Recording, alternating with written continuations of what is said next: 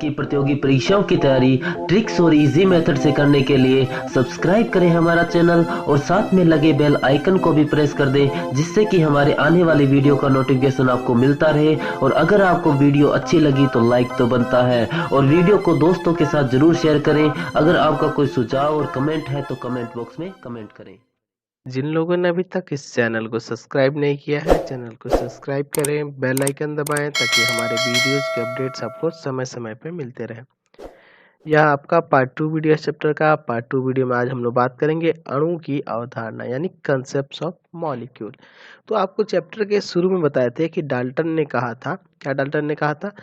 John Dalton के अनुसार यौगिक का सूक्ष्मतम कण यौगिक परमाणु कहलाता है। क्या कहलाता है? यौगिक परमाणु कहलाता है। लेकिन किंतु इटली के वैज्ञानिक एवोगाड्रो देखिए, ये एवोगाड्रो थे, है ना, जिनका जन्म 1776 ईस्वी में हुआ था और मरे थे 1856 ईस्वी में, ने यौगिक के सूक्ष्मतम कण का नाम अणु रखा। इन्होंने क्या किया कि यौगिक का सबसे सूक्ष्मतम कण क्या कहलाया? अणु कहलाया, मॉलिक्यूल कहलाया। यौगिक के बारे में आप जानते हैं कि यौगिक क्या होता है कि दो या दो से अधिक तत्वों के रासायनिक संयोग से बनता है और वह किसी एक निश्चित अनुपात में रहता है। ठीक है, वह कैसे बनता है? तो किसी निश्चित, इसके बारे में आपको परिभाषा पहले बता चुके हैं कि यौगिक क्या होता है कि जब दो या दो से अधिक तत्व परस्पर संयोग करके किसी निश्चित अनुपात में परस्पर संयोग करके जो पदार्थ बनाते हैं वो क्या कहलाता है? यौगिक कहलाता है। ठीक, चलिए, तो यौगिक का जो सबसे सूक्ष्मतम कण कहलाता है वो क्या कहलाता है? अणु कहलाता है। ठीक है, तो अणु की परिभाषा हम लोग इस तरह से लिख सकते हैं कि पदार्थ, ठीक है, पदार्थ में दोनों जगह तत्व हो सकता है या यौगिक हो सकता है। पदार्थ का सूक्ष्मतम कण जो मुक्त अवस्था में रह सकता है अणु कहलाता है। जो मुक्त अवस्था में रह सकता है वो क्या कहलाता है? अणु कहलाता है। यह दो या दो से अधिक परमाणुओं के संयोग से बनता है। यह दो या दो से अधिक परमाणुओं के संयोग से बनता है। अणु में उपस्थित परमाणु एक प्रकार के मजबूत आकर्षण बल द्वारा परस्पर जुड़े रहते हैं और यह बल रासायनिक बंधन कहलाता है। और यह बल क्या कहलाता है? रासायनिक बंधन। तो रासायनिक बंधन दो तरह का होता है। ठीक है, एक होता है वैद्युत संयोजक बंधन। ये क्या होता है? वैद्युत संयोजक बंधन। ठीक है, और एक होता है आपका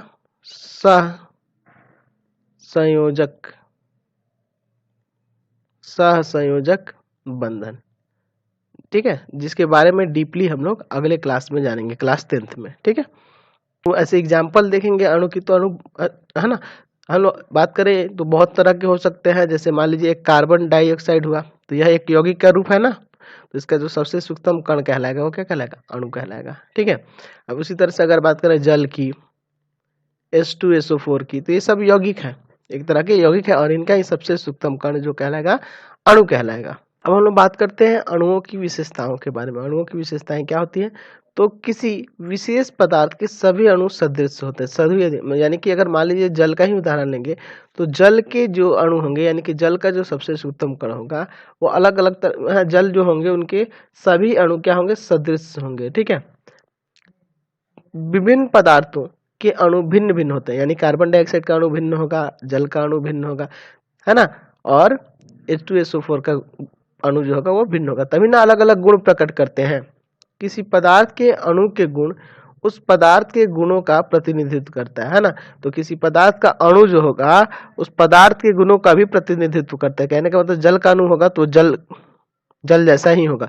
H2SO4 यानी कि ये है ना सल्फ्यूरिक एसिड है ना, सल्फ्यूरिक एसिड का ही वो गुण प्रकट करेगा। ठीक है, यौगिक के अणु की बात करें तो किसी यौगिक के अणु में विभिन्न तत्वों के दो या दो से अधिक परमाणु रहते हैं। जैसे यहाँ देखिए कार्बन एक है और ऑक्सीजन दो है, यानी कि यहाँ तीन परमाणु विद्यमान हुए, कार्बन का एक और ऑक्सीजन का दो। तो वही कह रहा है कि किसी यौगिक के अणु में विभिन्न तत्वों के दो या अधिक परमाणु विद्यमान रहते हैं, जैसे जल में ही देखिए।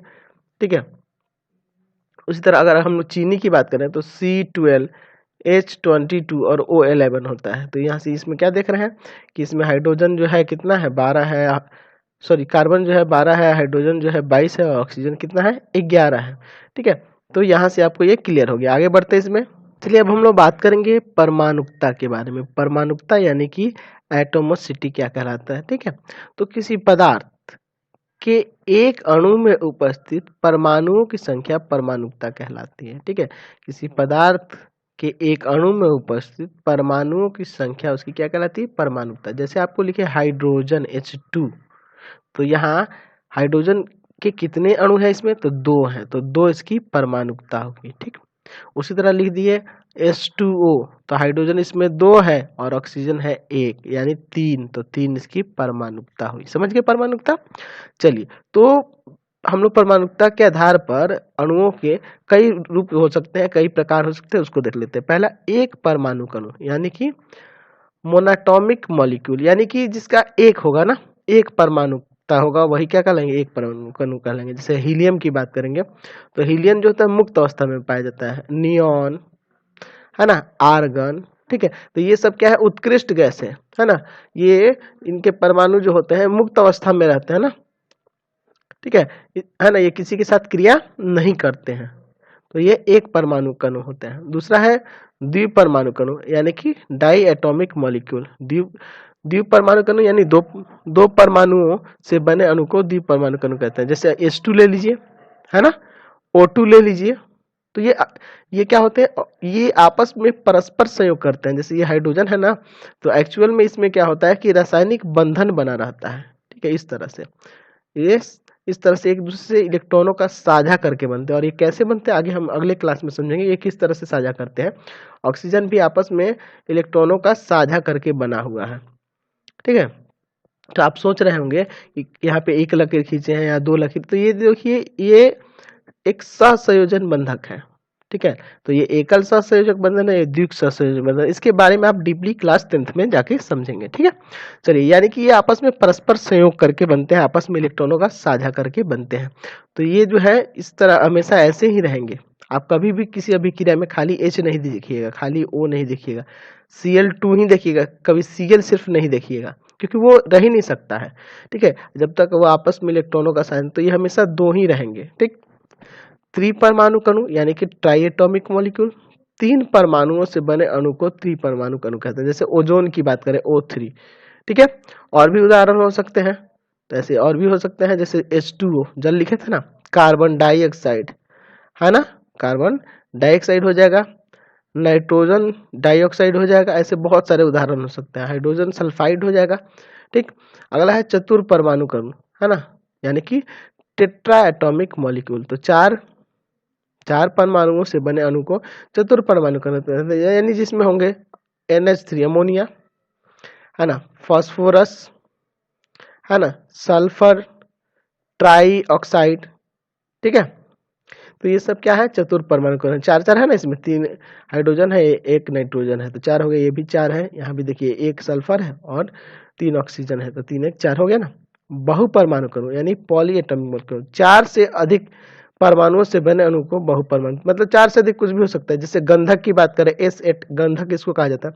मेथेन की बात करें, एथेन की बात करें, ठीक है, हाँ, मेथेन हुआ, एथेन हुआ, ठीक है। ऐसे बहुत सारे उदाहरण हो सकते हैं, क्योंकि देख रहे हैं ना, इसमें 4 से अधिक है, ये 8 है, इसमें क्या है 4 है, 1 5 है, इसमें कितना है 6 2 8 है, ऐसे बहुत सारे उदाहरण हो सकते हैं, ठीक है। तो ये आपको परमाणुकता समझ में आ गई और इनके प्रकार भी आप समझ लिए। अब हम लोग बात करते हैं आयन के बारे में। आयन क्या होता है, ठीक है, आयन क्या होता है उसके बारे में समझते हैं। तो कुछ यौगिक जो होते हैं आवेश युक्त कणों के बने होते हैं। आवेश युक्त कण, है ना, आवेश युक्त ये जो कण होते हैं वो क्या कहलाते हैं, आयन, है ना। जैसे अगर हम लोग बात करें सोडियम क्लोराइड की, तो इसमें जो होता है सोडियम पे धनायन रहता है और क्लोरीन पे -चार्ज रहता है। ऐसा क्यों होता है, इसको समझ लीजिए। यहाँ से सोडियम है, एक्चुअल में सोडियम के 72 कक्षा पे अगर इसका देखेंगे है ना, सोडियम की हम लोग इसकी देखेंगे तो ये 2 8 1 इस तरह से, यानी कि इसके इलेक्ट्रॉनों की संख्या जो होती है 11 होती है, ठीक है। ये इसका इलेक्ट्रॉनिक विन्यास है। 72 कक्षा पे इलेक्ट्रॉन कितना रहता है, 1 रहता है, ठीक। उसी तरह क्लोरीन की बात करें तो क्लोरीन की 72 कक्षा पे 7 रहते हैं, 2 8 और 7, ठीक है।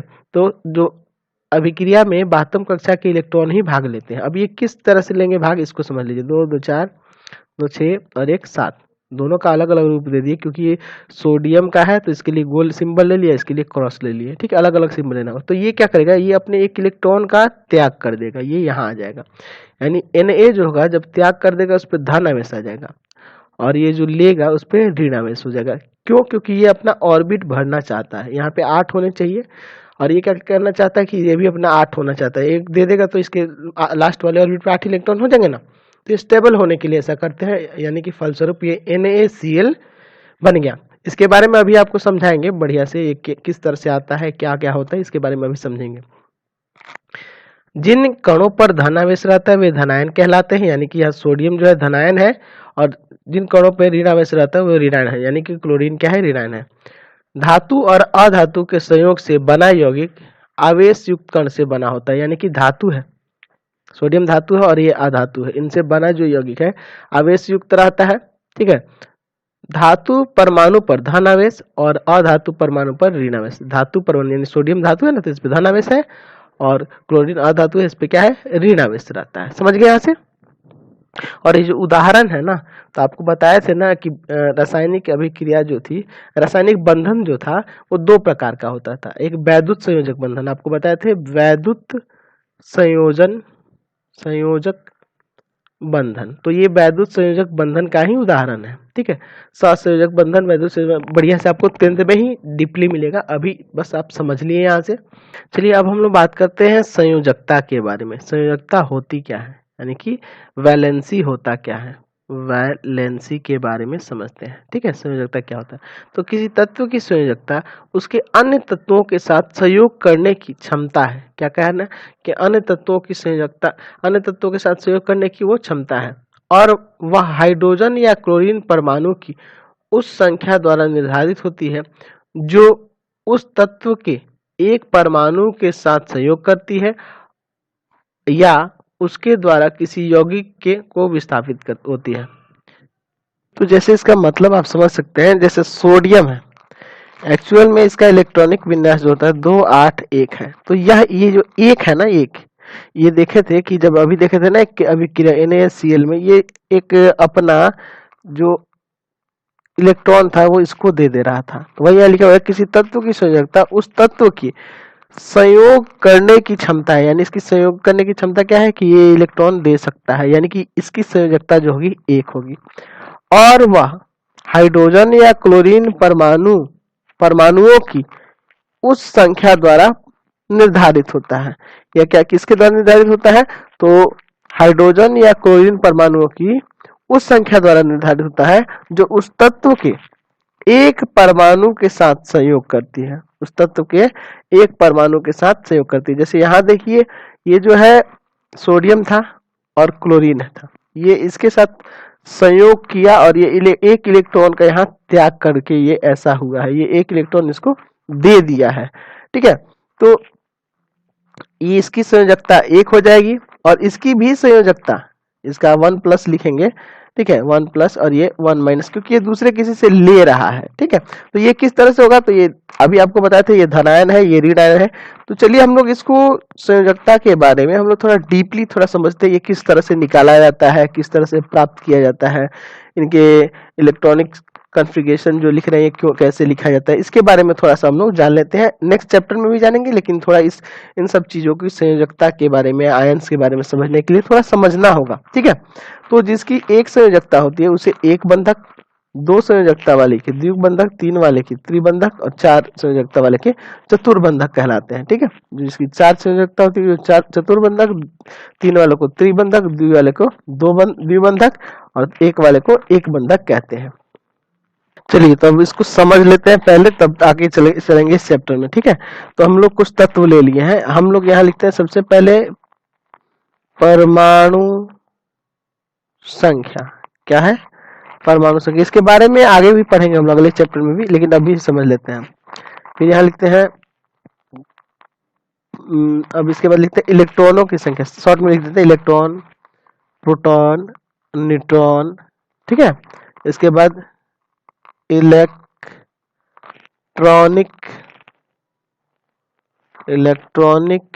विन्यास, ठीक है, समझ रहे हैं ना यहाँ से। फिर यह है आपकी संयोजकता, चलिए इससे हम लोग थोड़ा क्लियर हो जाएंगे, उसके बाद आगे देखा जाएगा। एक और चीज इसमें लिख लेते हैं, परमाणु द्रव्यमान। परमाणु द्रव्यमान, ठीक है, एटॉमिक मास हुआ ये।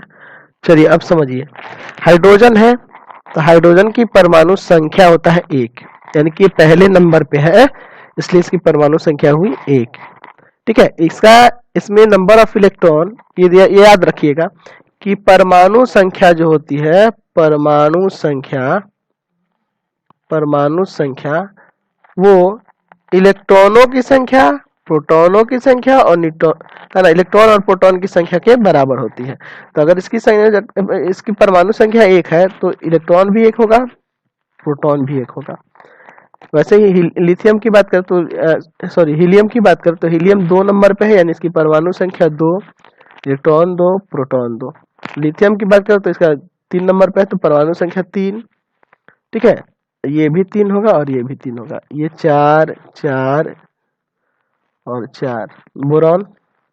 बोरॉन का हो जाएगा 5 5 5, 6 6 6। नाइट्रोजन का 7 7 7, तीनों बराबर होता है, 8 8 8, 9 9 9, 10 10 10, है ना। ये 10 नंबर पे है इसलिए इसका 10 होगा, 11 नंबर पे है तो 11 होगा, और इलेक्ट्रॉन भी इतना और प्रोटॉन भी बराबर ही। मैग्नीशियम की बात करें तो ये 12 12 और 12, ये हुआ 13 13 और ये भी 13, ये होगा 14 14 और ये भी 14, 15 15 15। फास्फोरस हो गया, सल्फर 16 16 16, क्लोरीन, ठीक है, ये 17 17 17, ठीक है। यहाँ पे आर्गन होना चाहिए, ठीक है, यहाँ पे क्या होना चाहिए, आर्गन होना चाहिए, ठीक है, यहाँ से याद रखेंगे, ठीक, ये आर्गन होगा यहाँ पे। 18 18 18, क्लियर हो गया।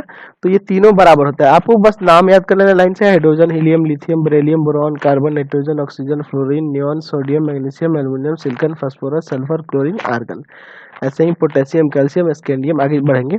तो परमाणु संख्या जो होती है लाइन से अगर याद रहेगा तो आपको परमाणु संख्या गिनती बस हो जाएगी उसकी, इलेक्ट्रॉन भी वही होंगे और प्रोटॉन भी वही होंगे। अब न्यूट्रॉन कैसे निकाला जाता है, तो एक्चुअल में सबसे पहले आपको याद रखना होगा परमाणु द्रव्यमान। तो परमाणु द्रव्यमान इसका होता है 1, है ना, हीलियम का होगा 4, लिथियम का होता है 7, है ना, फिर इसका होता है 9, फिर इसका होगा 11, समझ रहे ना। ये हाइड्रोजन हो गया, ये हीलियम, लिथियम, बेरिलियम, बोरॉन। अब कार्बन की बात करें तो कार्बन का होगा 12, है ना, नाइट्रोजन का होगा 14, ऑक्सीजन का होगा 16, फ्लोरीन का होगा 19, नियॉन का होगा 20, सोडियम का होता है आपका 23, मैग्नीशियम का होता है आपका 24, एल्युमिनियम का होता है आपका 27 होता है, ठीक है। सिलिकॉन का होगा 28, फास्फोरस का होगा 31, और फास्फोरस हो गया। उसके बाद है सल्फर का होगा 32, क्लोरीन का एक्चुअल में होता है 35.5, ठीक है, और आर्गन का होता है 40, ठीक है, आर्गन का कितना रहता है, 40 रहता है। तो ये इनके परमाणु द्रव्यमान है। तो एक्चुअल में परमाणु द्रव्यमान निकलता कैसे है, तो आपको याद रखना होगा कि प्रोटॉन और न्यूट्रॉन के संख्या के बराबर जो होता है वो क्या होता है, परमाणु द्रव्यमान होता है, परमाणु द्रव्यमान होता है, ठीक है, दोनों जोड़ के। क्योंकि इलेक्ट्रॉन का द्रव्यमान जो होता है ना वो बहुत ही कम होने के कारण वो 0 के समान होता है, ठीक है, इलेक्ट्रॉन का। तो इसीलिए इसमें तीनों को जोड़ेंगे, अगर कोई भी तत्व जो है वो किससे बना हुआ है, इलेक्ट्रॉन से, प्रोटॉन से और न्यूट्रॉन से, तो तीनों का द्रव्यमान जोड़ेंगे ना। तो एक्चुअल में इलेक्ट्रॉन का जो द्रव्यमान होता है लगभग 0 के बराबर होता है, इसलिए प्रोटॉन और न्यूट्रॉन का जो द्रव्यमान का योग होता है वो किसके बराबर होता है, इसके बराबर, परमाणु द्रव्यमान के बराबर, ठीक है। तो आपको करना क्या है कि इसमें से इसको घटा लेना है, इसमें से इसको घटा लीजिएगा तो यहाँ से आपका क्या निकल जाएगा, न्यूट्रॉन की संख्या निकल जाएगी। तो इसका आ जाएगा 0, इसमें से इसको घटाएंगे तो 4 में से 2 गया ये 2, यहाँ 7 में से 3 गया आपका 4, और फिर आपका क्या है 9, 9 में से कितना घटाएंगे 4, तो ये आएगा 5, फिर 11 में से 5 घटेगा तो आएगा 6, है ना। 12 में से 6 घटेगा तो इसका भी आएगा 6, 14 में से 7 घटेगा तो आएगा 7, 16 में से 8 घटेगा तो आएगा 8, ठीक है, ऑक्सीजन का है ये।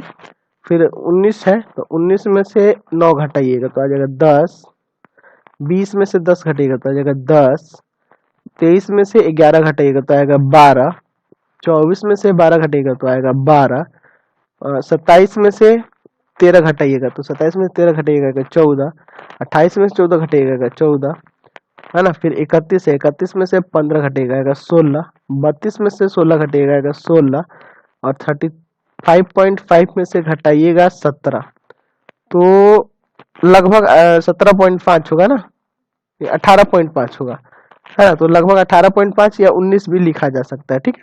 चलिए इसका 40 है, 40 में से 18 घटाइएगा तो आ जाएगा कितना आपका 22। तो ये इनके न्यूट्रॉनों की संख्या होती है। अब बात करते हैं इलेक्ट्रॉनिक विन्यास की। तो इलेक्ट्रॉनिक विन्यास कैसे रखा जाता है इसको समझ लीजिए पहले। तो इलेक्ट्रॉनिक विन्यास के लिए एक फॉर्मूला आप जानिएगा 2n², ठीक है, 2n² के फॉर्म में, यानी कि देखिए ये इलेक्ट्रॉन प्रोटॉन जो और न्यूट्रॉन है, तो प्रोटॉन और न्यूट्रॉन रहता है इसके न्यूक्लियस में, और इलेक्ट्रॉन जो होता है इन कक्षाओं पे चारों तरफ घूमता है, जैसे कि पहले आपको बता चुके हैं। तो एक्चुअल में यहाँ 1 रखिएगा तो पहले कक्षा के नंबर ऑफ इलेक्ट्रॉन आ जाएंगे, 2 आ जाएगा। 2 रखिएगा तो दूसरे कक्षा के नंबर ऑफ इलेक्ट्रॉन आ जाएंगे। 3 रखिएगा तो 3 का स्क्वायर 9, 9 दूना 18। इस तरह से ये कक्षाएं के कितने अधिकतम इलेक्ट्रॉन रख सकते हैं ये संख्याएं यहाँ से निकले, यानी पहले ऑर्बिट पे 2 रख सकते हैं, दूसरे पे 8 रख सकते हैं, तीसरे पे 18 रख सकते हैं, ठीक है, और अंतिम ऑर्बिट पे 8 ही इलेक्ट्रॉन रखा जाता है। अंतिम ऑर्बिट पे 8 ही इलेक्ट्रॉन हम लोग रखते हैं। तो इस बात को ध्यान रख के ही किया जाएगा। तो चलिए समझते हैं अब आगे। चलिए इलेक्ट्रॉनिक विन्यास की बात करेंगे तो यह है हाइड्रोजन, तो हाइड्रोजन का इलेक्ट्रॉनिक विन्यास 1 ही होगा। हीलियम की बात करेंगे तो हीलियम का क्या होगा, तो हीलियम का 2 है तो 2 ही रहेगा। लिथियम का इलेक्ट्रॉनों की संख्या है 3, क्या है 3, तो ये 2,1, यानी कि किस तरह से ऑर्बिट पे कक्षा पे सजाए जाते हैं ना इलेक्ट्रॉन, उसको ही सजा देना इलेक्ट्रॉनिक विन्यास कहलाता है। बेरिलियम की बात करेंगे तो इसको लिखेंगे 2,2, समझ रहे ना, क्योंकि 4 है तो पहले कक्षा पे तो 2 ही रह सकते हैं, उसके बाद जो बचे अगले पे चले गए, ठीक है। उसके बाद बोरॉन की बात करेंगे तो बोरॉन 5 है तो 2, 3, है ना। कार्बन है तो 2, 4। अब इसके बाद कार्बन के बाद है आपका नाइट्रोजन, तो नाइट्रोजन का होगा 2, 5, ऑक्सीजन का होगा 2, 6, ठीक है। और उसके बाद फ्लोरीन का 9 है ना, तो 9 होगा तो 2, 7, है ना। उसके बाद नियोन का होगा 2, 8। उसके बाद है सोडियम, तो 2, 8, 1, क्योंकि दूसरे ऑर्बिट पे 8 ही रख सकता है अधिकतम, ठीक। मैग्नीशियम का होगा तो 2, 8, 2। उसके बाद एल्युमिनियम है 2, 8, 3। एल्युमिनियम के बाद है सिलिकॉन 2, 8, 4, है ना। चलिए उसके बाद है फास्फोरस तो 2, 8, 5। सल्फर है तो 2, 8, 6।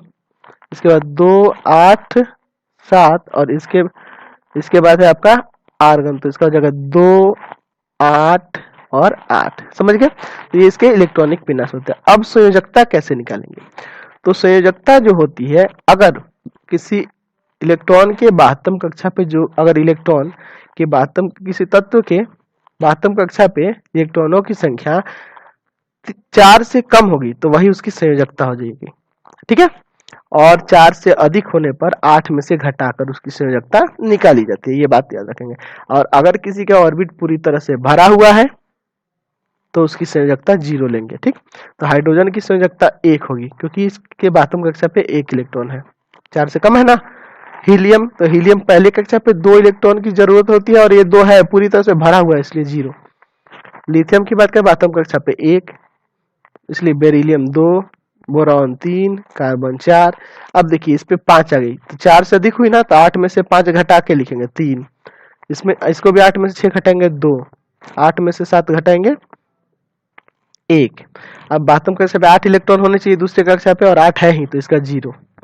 यहाँ देखिए 72 कक्षा पे 1, 2, 3, 4, 4 से अधिक है इसलिए घटा लेंगे, 8 में से 5 गया 3, 2, 1, और फिर ये 72 कक्षा पे इसके 8 इलेक्ट्रॉन होने चाहिए, 8 है तो 0। समझे ना। तो इसी तरह से संयोजकता हम लोग निकालते हैं। तो यहाँ से ये क्लियर हो गया। चलिए अब हम लोग बात करते हैं सूत्र के बारे में, यानी कि फॉर्मूला क्या होता है उसके बारे में। ठीक है, फॉर्मूला ठीक है। तो फॉर्मूला क्या होता है इसके बारे में समझते हैं। रसायन शास्त्र के अध्ययन में किसी भी यौगिक का निरूपण हमेशा उसके अणुओं द्वारा होता है। किसके द्वारा होता है? अणुओं के द्वारा होता है। और अणु को उसमें उपस्थित परमाणुओं के संकेतों के सहायता से व्यक्त किया जाता है, जिसे हम लोग सूत्र कहते हैं। तो उसके सूत्र संकेत के रूप में, है ना, जो सिंबल्स थे उनका प्रयोग करके हम लोग इसको व्यक्त करते हैं, जिसे हम लोग क्या कहते हैं? सूत्र कहते हैं। तो सूत्र दो प्रकार के से व्यक्त किए जाते हैं। पहला होता है सरल या मूलानुपाती सूत्र, यानी कि सिंपल या इंपेरिकल फॉर्मूला। ये क्या होता है इसको समझिए। किसी यौगिक का वह सूत्र जो उस यौगिक के अणु में उपस्थित तत्वों के परमाणुओं की संख्या का सरलतम पारस्परिक अनुपात व्यक्त करता है, सरल सूत्र या मूल अनुपाती सूत्र कहलाता है। जैसे अगर बात करें, हम लोग बात करें जैसे बेंजीन की, ठीक है, तो बेंजीन का एक्चुअल में फॉर्मूला होता है C6H6।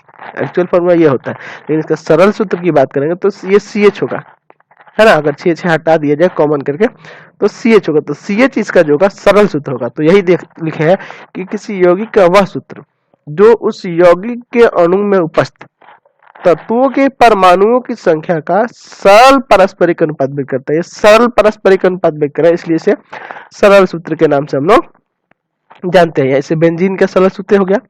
अगर मान लीजिए हमारे पास है ये हाइड्रोजन पर ऑक्साइड, इसको हाइड्रोजन, है ना, जल नहीं है, जल का H2O होता है, आपको याद होना चाहिए। ठीक है, ये क्या है आपका? हाइड्रोजन पर ऑक्साइड है। ठीक है, हाइड्रोजन पर ऑक्साइड, क्लियर है। चलिए, तो अगर इसका सरल सूत्र की बात करेंगे तो इसको HO लिखेंगे ना, तो ये होगा इसका सरल सूत्र। ठीक है, अब हम लोग बात करते हैं अणु सूत्र या रासायनिक सूत्र, यानी मॉलिक्यूलर फॉर्मूला या केमिकल फॉर्मूला। तो किसी रासायनिक यौगिक का वह सूत्र जो उस यौगिक के एक अणु में उपस्थित तत्वों के परमाणु का वास्तविक संख्या या वास्तविक संख्या को जो व्यक्त करेगा, उसी को यौगिक का अणु सूत्र हम लोग कहते हैं, या फिर रासायनिक सूत्र के नाम से भी इसे जानते हैं। तो जैसे ये बेंजीन का ये जो फॉर्मूला दिख रहा है C6H6, तो C6H6 जो होगा अणु सूत्र हो जाएगा। इसको हम लोग क्या कह सकते हैं? अणु सूत्र कह सकते हैं। और ये जो CH जो था ये बेंजीन का क्या होगा? सरल सूत्र होगा, समझ ना। तो ये सरल सूत्र हो जाएगा, ये अणु सूत्र हो जाएगा। समझ गए यहाँ से। अब हम लोग बात करते हैं कि संयोजकता के आधार पर हम लोग सूत्र किस तरह से लिखते हैं। सबसे पहले हम सूत्र लेते हैं जल का। जल का आपको पता है कि H2O होता है। ठीक है, तो इसको कैसे बना सकते हैं संयोजकता के आधार पर? तो जैसे हाइड्रोजन है और ऑक्सीजन है, तो आपको पढ़ा चुके हैं, अभी बताया कि हाइड्रोजन की संयोजकता होती है 1, ऑक्सीजन की होती है 2। ऐसे क्रॉस करा दें इनके बीच में, तो इनके बीच में जब ये क्रॉस दिखाएगा तो ये हो जाएगा H2 चला जाएगा H के साथ, और ये आ जाएगा O1, यानी कि इसको ऐसे भी तो लिख सकते हैं ना, H2O। तो यही जो होगा इसका क्या कहलाएगा? संयोजकता के आधार पर ये सूत्र किस तरह से लिखा जा रहा है वो। दूसरा हो जाएगा आपका, अगर हम बात करें कार्बन डाइऑक्साइड की बात करते हैं। ठीक है, कार्बन डाइऑक्साइड किस तरह से हम लोग फॉर्म करते हैं? तो ये होता है CO2 होता है ना, तो कार्बन है और ऑक्सीजन है, इसकी संयोजकता होती है, कार्बन की होती है 4 और ऑक्सीजन की होती है 2। तो ये हो जाएगा C2H4। तो इसको जब सिंपलेस्ट फॉर्म में इसको तोड़ेंगे, यानी 2 कॉमन कर लेंगे, तो ये हो जाएगा वो है ये आपका ना CO2। ये क्या आ गया? CO2 आ गया। समझ गए। तो आपको संयोजकता के आधार पर इस तरह से कर सकते हैं। यहाँ कार्बन था, कार्बन की संयोजकता 4 हुई, ऑक्सीजन की संयोजकता 2, क्रॉस कराए C2O4 हो गया। तो यहाँ को सिंपलेस्ट फॉर्म में ये क्या हो गया? CO2 हो गया। तो CO2 क्या हुआ? एक तरह का रासायनिक सूत्र हो गया। ठीक है, तो ये संयोजकता के आधार पर सूत्र इस तरह से लिखे जाते हैं। तो अब इसी के साथ इस वीडियो को एंड कर देते हैं। आप चैनल को सब्सक्राइब कर दें, बेल आइकन दबा दें, ज़्यादा से ज़्यादा वीडियो को शेयर करें, और हमारे कमेंट बॉक्स में लिखिए कि आपको वीडियो हमारे कैसे लगते हैं। ठीक है, तो जितना ज़्यादा हो सके अपने दोस्तों में शेयर करें। Thanks for watching the video.